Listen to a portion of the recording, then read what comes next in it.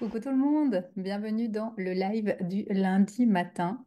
Et aujourd'hui, j'avais envie de vous parler de visibilité et spécialement de pourquoi, selon moi, parce que de nouveau, ce n'est que mon avis et ça ne résonnera certainement pas avec tout le monde, mais pourquoi, selon moi et mon expérience, c'est important de parler de soi sur les réseaux, de parler de soi autour de soi quand on est professionnel du bien-être, quand on est dans la thérapie. Donc de nouveau, prenez ce qui résonne pour vous, laissez ce qui ne vous correspond pas et je vais vraiment venir sur les blocages, vous dire pourquoi effectivement c'est difficile de parler de soi, c'est pas quelque chose d'évident, que vous puissiez peut-être aller identifier où se situent aujourd'hui vos problématiques, vos blocages.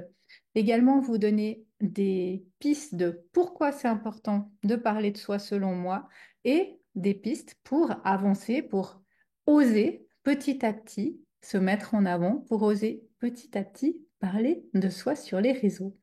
Si vous êtes là, si vous êtes en ligne et que vous avez envie de partager, dites-le moi si c'est facile pour vous de partager, de parler de vous, ou si ça reste difficile. Ça me fera déjà une idée de où vous vous situez, que vous soyez en live ou en replay. Ça me fera plaisir de vous lire. Alors, la première chose que j'ai envie de vous dire, c'est que c'est difficile de parler de soi et c'est normal. Pour différentes raisons, on n'aime pas forcément parler de soi. Il y a plein de blocages et on les verra tout à l'heure. Mais pour moi, c'est important de le faire parce que ça va permettre vraiment aux personnes qui vous suivent, aux personnes qui ont besoin de confiance, de vraiment s'identifier, se reconnaître et vraiment avoir une connexion qui soit authentique, pouvoir vraiment partager qui vous êtes, humaniser un message. Surtout aujourd'hui, à l'ère des réseaux, du numérique, on a l'impression que tout est tellement simple, tout est tellement facile que on voit que ce que j'appelle moi l'avant-scène, hein, que on voit rien de ses coulisses.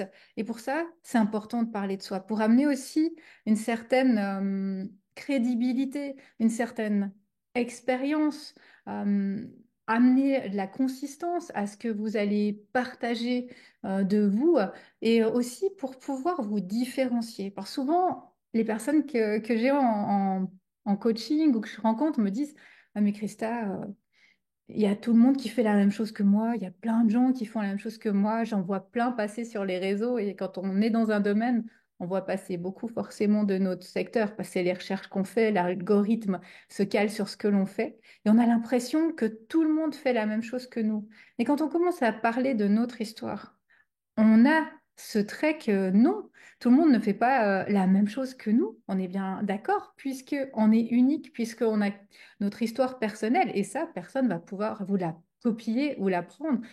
Oui, il y aura des points similaires, hein, mais ce ne sera pas la même que vous. Donc, ça va vraiment aussi vous permettre d'aller vous différencier, d'aller amener votre couleur, et puis également de pouvoir inspirer, de pouvoir motiver, de pouvoir montrer que c'est possible, que si vous, vous êtes peut-être là où vous en êtes aujourd'hui dans votre fonctionnement, dans votre vie, dans ce que vous proposez à vos clients, eh bien, vous êtes parti un jour de zéro également.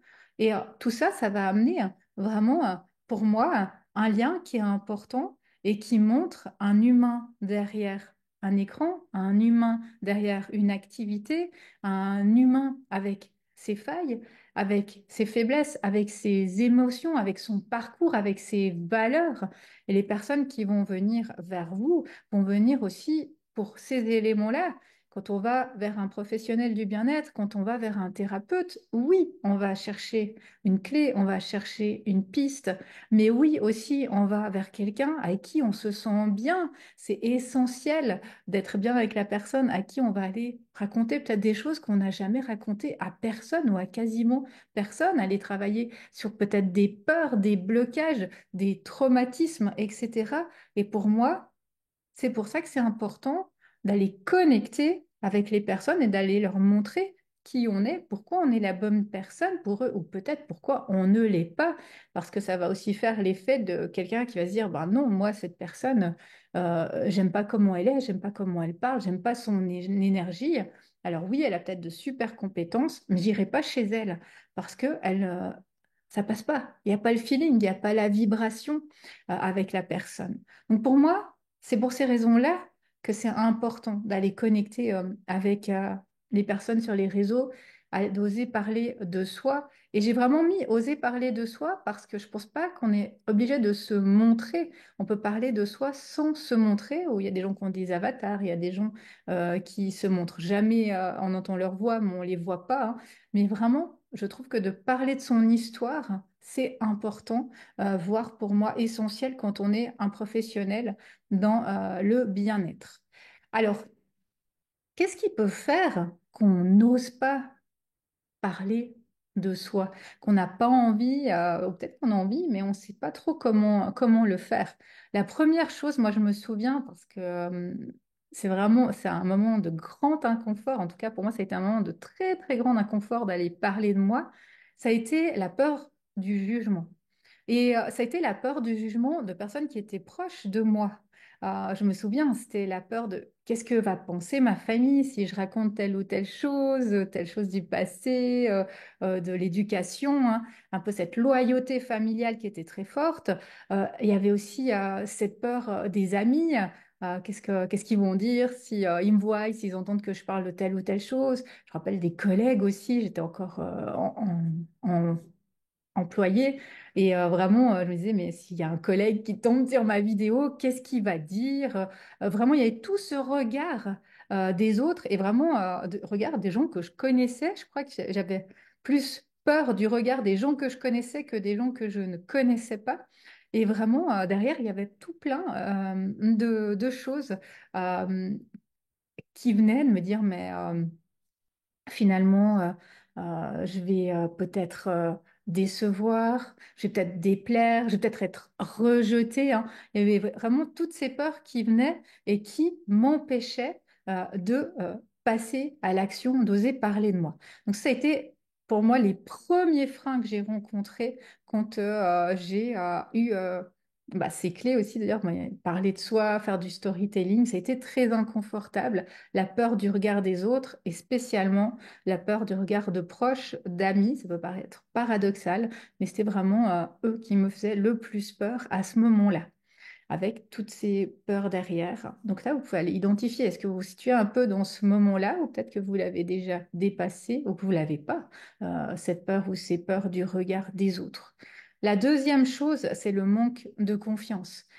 Spécialement ce côté de se dire qui je suis moi pour aller partager ça?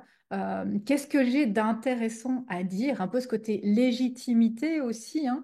Moi, je me souviens quand la première fois on m'a dit, trouve des petites histoires à raconter sur ton vécu. Je me disais, mais moi, j'ai rien à raconter, quoi. J'ai une vie, tout ce qu'il y a de plus banal, tout ce qu'il y a de plus normal. J'ai jamais rien fait d'exceptionnel, de spécial. J'ai rien de plus que personne. Au contraire, même ce sentiment d'avoir moins que les autres, hein, de me sentir moins. Moins bien, moins exceptionnelle, moins intéressante, hein. Je me souviens que j'avais une croyance limitante très très forte de me dire mais moi je suis pas quelqu'un d'intéressant, quoi, je vois pas pourquoi quelqu'un viendrait s'intéresser à mon vécu, j'ai rien de particulier.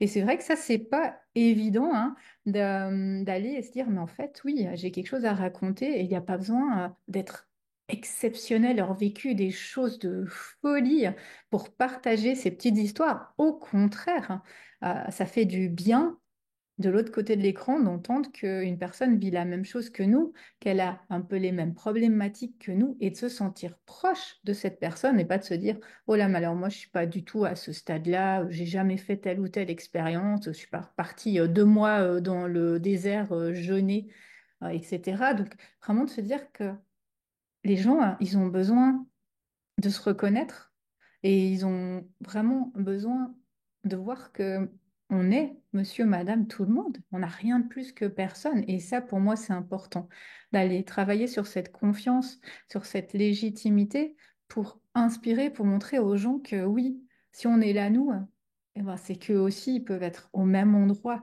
que nous, on n'a rien de plus. Et ça fait du bien, ou en tout cas, moi, ça m'a fait du bien au moment où j'ai pu le faire et j'ai pu en prendre conscience. La troisième aussi piste, le troisième blocage que j'avais beaucoup, moi, c'était sur toutes les croyances sur la vulnérabilité. J'avais un driver, mais très, très, très fort de me dire, mais on ne partage pas ses difficultés, on ne partage pas ses faiblesses. Et encore aujourd'hui, j'ai des personnes qui me disent, mais quand tu es coach, quand tu es thérapeute, quand tu es professionnel du bien-être, mais est-ce que tu peux aller dire que tu vas pas bien? Est-ce que tu peux aller dire que tu t'es mis en colère? Mais bien sûr! On est juste des êtres humains. Et c'est pas parce qu'on est dans le bien-être, qu'on est professionnel du bien-être que, gestion émotionnelle parfaite, hein, jamais de colère, jamais de problème, jamais de charge mentale, je sais lâcher prise. Non, mais on vit pas dans un monde idéal. Le coach, le professionnel, le thérapeute, il vit les mêmes problématiques et il gère pas tout au quotidien. Et le fait de pouvoir montrer sa vulnérabilité, de pouvoir parler de soi, mais ça fait du bien et encore plus quand on voit que c'est quelqu'un qui est coach, qui est thérapeute et qui finalement a les mêmes problèmes que nous. On est bien d'accord. Donc vraiment, si vous êtes aussi dans ce côté comme moi j'étais de ce driver, je suis fort, je suis forte, je ne montre pas mes faiblesses, tout va bien, je gère. Souvent, c'est inconscient, hein. On est en- Ça se fait pas. Les gens qui sont toujours en train de pleurnicher, c'est pas possible. Moi, j'y vais, je fonce. Vraiment, essayer d'aller voir d'où ça vient tout ça. Moi, ça venait vraiment de mon éducation, de croyances que j'avais, qu'il fallait toujours être fort, toujours se montrer. Euh, il fallait pas pleurer, il fallait y aller vraiment. Et vraiment, pour moi, d'aller montrer ça, c'est important. Et de nouveau, j'ai envie de mettre cette petite parenthèse de nous, on en parlera aussi tout à l'heure, mais de montrer ce qu'on a envie aussi de dire. On n'est pas obligé de tout dire. On n'est pas des influenceurs. On est des professionnels du bien-être. Donc là aussi, je reviens un peu toujours à mes bases et à ce que je fais au début avec les personnes que j'accompagne. On crée une offre qui va vers un client idéal, vers une niche et on va s'adresser avec nos petites histoires à ce qui correspond à ce que l'on partage. On n'est pas en train de raconter notre vie pour raconter notre vie, mais on est en train de choisir dans notre parcours personnel des moments clés qui ont fait qu'on a pu travailler sur nous et que notre client idéal, il se reconnaisse chez nous.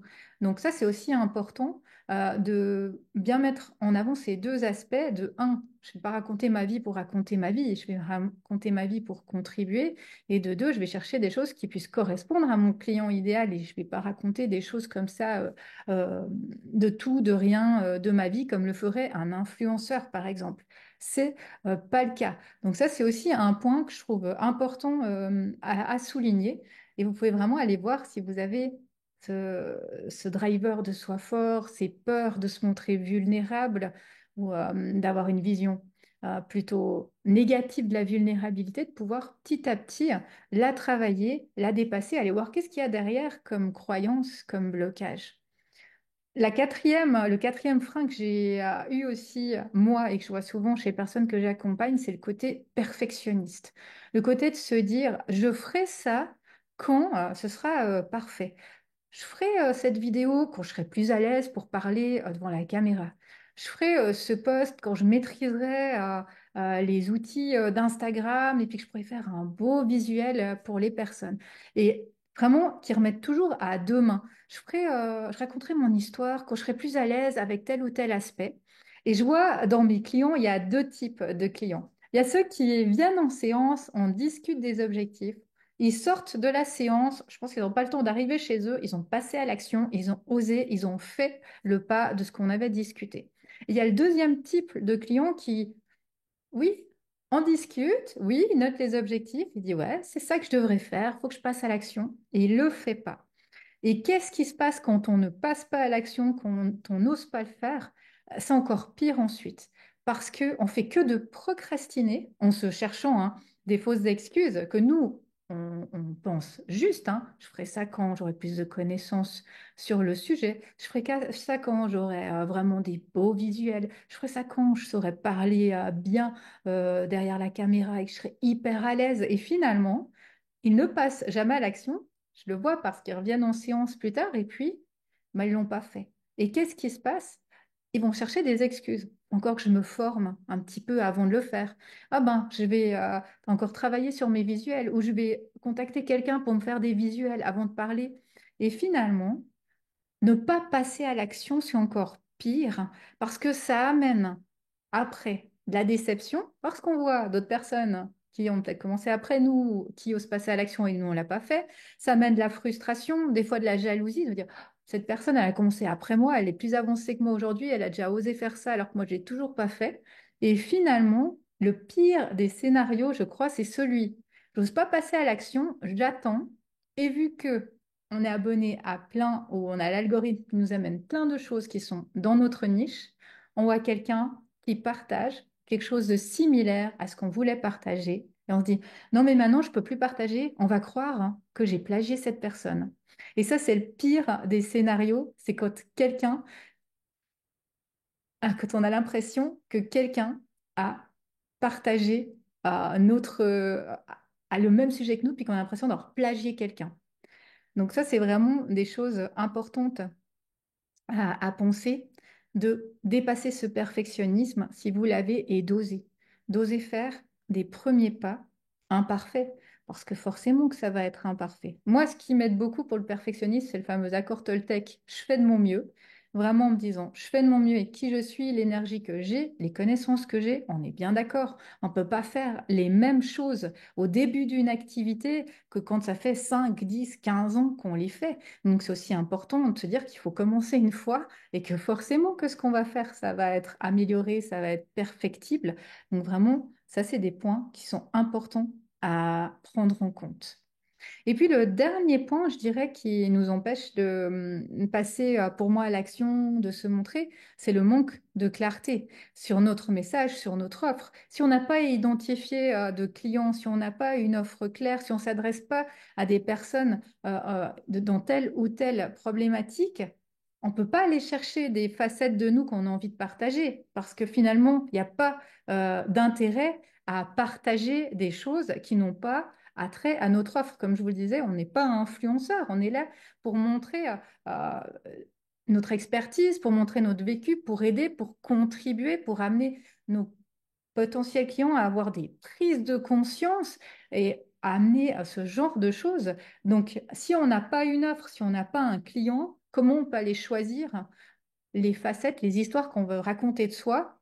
Alors oui, on va raconter quelque chose, mais ça aura aucun impact ou aucun lien avec notre offre. C'est parler pour parler. Et ça peut être aussi assez décourageant parce que finalement, on n'a pas de stratégie, on n'a pas de ligne dans ce que l'on propose, dans ce que l'on fait, dans ce que l'on offre à notre public ou à notre communauté.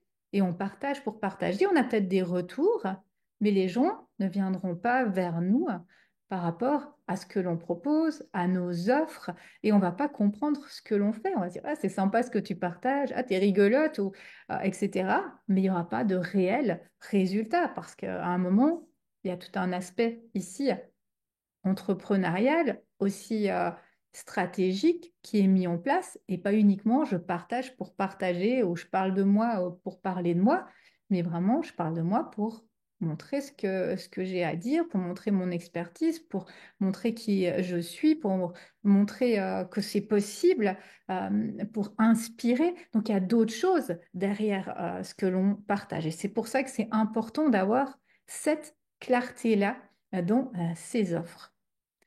Alors, quelques pistes pour aller surmonter ces blocages. Premièrement, c'est vraiment d'aller à votre rythme. C'est clair que ça vient pas comme ça un matin où on se lève et on se dit, ah bah aujourd'hui je vais raconter ma vie sur les réseaux, je me sens prête, je me sens prêt, allez, on y va. Clairement, c'est important d'aller à votre rythme. C'est important de vous respecter, de vous écouter, de vous dire, bah, qu'est-ce que je pourrais partager en premier? Peut-être comment j'ai découvert ce que je fais, comment j'ai découvert tel cours, comment j'ai découvert telle formation, qu'est-ce que ça a changé pour moi dans tel ou tel aspect de ma vie. Et c'est pourquoi j'ai envie d'amener ça aujourd'hui vers les gens. Vraiment, ces petites histoires de vous qui font qu'on n'est pas obligé d'aller dans une intimité incroyable, qu'on n'a pas besoin de tout raconter, que ce qu'on veut garder pour nous, on le garde, hein, on est d'accord, mais vraiment qui vont amener comme ça des petites histoires, des petites pistes, des petites prises de conscience et qui vont petit à petit vous amener à une confiance aussi pour vous. Donc pour moi, c'est important d'aller à votre rythme, de prendre cette confiance et vous allez voir que petit à petit, vous allez pouvoir trouver des petites histoires, faire des liens entre votre vie et ce que vous faites. Mais au début, c'est pas évident de le faire, donc de vous poser ces petites questions-là.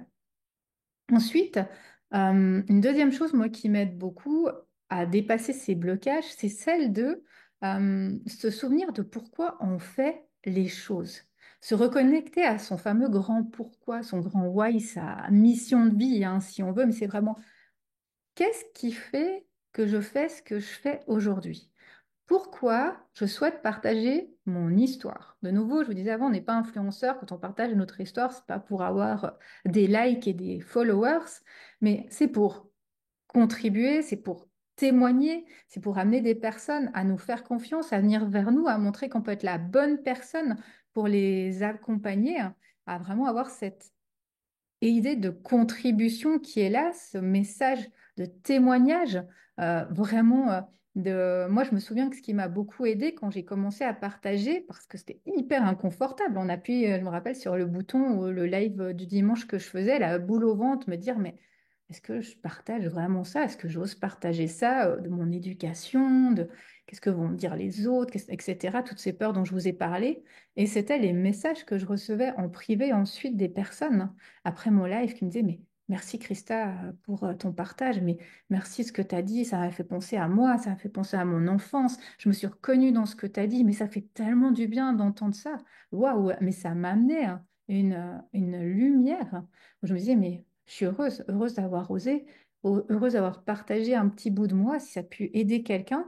Et la même chose pour moi, quand j'entends quelqu'un qui dit, oh, mais j'ai vécu ça ou ça, j'étais comme ça avant de commencer à aller sur les réseaux, etc. Je me dis, oh, ça fait du bien d'entendre telle ou telle personne, entendre qu'elle a vécu la même chose que ce que je peux ressentir moi. Et moi, c'est ces petits pas, c'est ces témoignages qui m'ont vraiment amené à cette confiance-là, à cette confiance en, en moi et à me dire, bah, je sais pourquoi je fais les choses. Et toujours bah, ces valeurs, cette envie de contribuer, de partage d'aide qui amène petit à petit à aller un peu plus loin, à oser un pas en plus au niveau de ces partages. Ça a été aussi cette pratique de la vulnérabilité, parce que plus on ose se montrer vulnérable, plus on ose se montrer imparfait, plus on va revisiter hein, la façon d'être, ces croyances qu'on a. Moi, j'avais des croyances très très fortes sur les échecs. Pour moi, c'était impossible d'aller vers des échecs. J'avais vraiment cette croyance-là que quand on veut, on peut, que l'échec, ça n'existe pas, presque c'est une honte, on n'en parle pas. Et plus j'ai osé parler de mes échecs, j'ai osé parler de mes moments de faiblesse, plus j'ai trouvé cette authenticité. Je me suis rapprochée aussi avec des valeurs qui étaient importantes pour moi et j'ai amené cette humanité autour de moi. Ça m'a tellement aidée. Je me rappelle vraiment la première fois que j'ai parlé d'échecs. Euh, C'était sur un groupe. Alors déjà, je n'osais pas en parler en public. C'était sur un groupe d'entrepreneurs où j'avais mis, ben moi, je suis hyper mal. J'ai eu 0 personne qui ont pris mon offre alors que je trouvais ça tellement extraordinaire. Euh, Franchement, je ne sais pas comment prendre ça. Je me remets en question. Enfin bref, tout ce qui allait avec cet aspect-là. Et que j'avais reçu des centaines de commentaires d'entrepreneurs qui me disaient, mais Christa, c'est normal. Christa, bienvenue dans l'entrepreneuriat. Ce qui t'est arrivé là, ça m'est arrivé 10 fois à moi.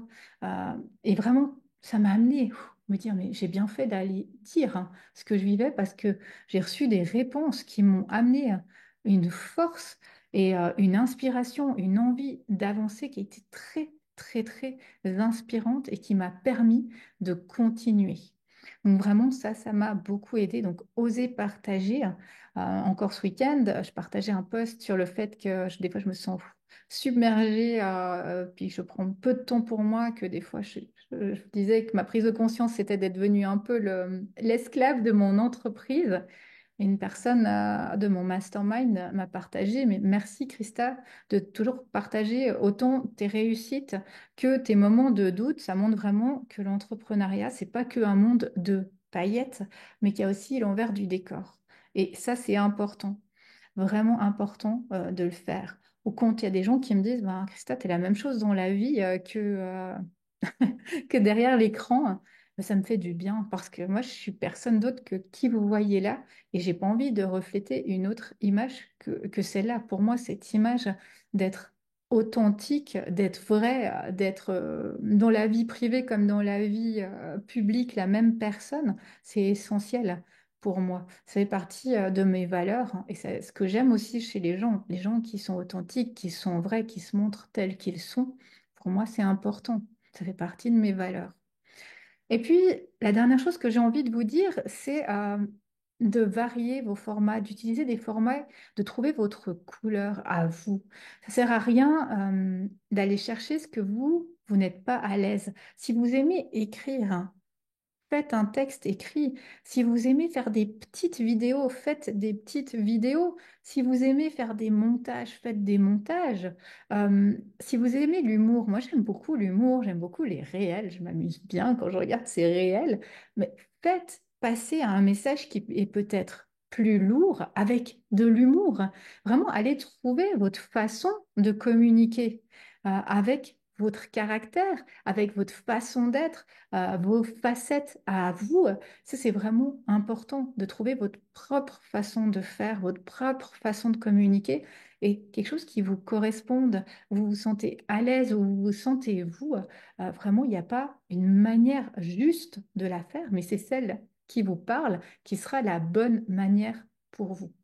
Donc voilà un peu moi ce que je souhaitais vous partager vraiment sur ce côté de visibilité, de parler de soi et de pourquoi pour moi c'est important de parler de soi quand on est un professionnel du bien-être et un peu de voir qu'est-ce qui fait qu'on bloque et puis qu'est-ce qu'on partage. Vraiment d'aller un peu travailler là autour. Alors, dites-moi un peu dans les commentaires, vous, comment vous vous situez au niveau de ce partage de vous? Est-ce que c'est quelque chose de facile aujourd'hui? Est-ce que vous l'avez déjà fait? Vous vous sentez à l'aise avec cette vulnérabilité? Est-ce que vous voyez qu'est-ce que vous pouvez partager parce que vous connaissez votre niche, parce que vous connaissez vos clients, et puis vous dites, ah ben, je pourrais partager cette facette ou cette facette de moi qui va pouvoir faire résonance avec eux, qui va peut-être leur parler, qui va peut-être amener une connexion, un côté vraiment humain de partage, ou est-ce que c'est quelque chose encore de difficile pour différentes raisons, parce que peut-être que vous avez peur de vous mettre en lumière, ou peut-être parce que justement, vous ne savez pas quoi partager. Vous n'avez rien pour l'instant d'idée parce que vous n'avez pas bien encore ciblé votre client ou vos offres. Ça me fera plaisir de savoir où vous vous situez aujourd'hui par rapport à ça, parce que finalement, comme tout, hein, tout est compétence, tout s'apprend. Hein. Des fois, on a l'impression que ça a l'air tellement simple pour certaines personnes de faire des choses, de parler d'elles, mais c'est vraiment des choses qui s'apprennent, qui se travaillent et qui avancent comme ça avec cette confiance, cette expérimentation, d'oser petit à petit.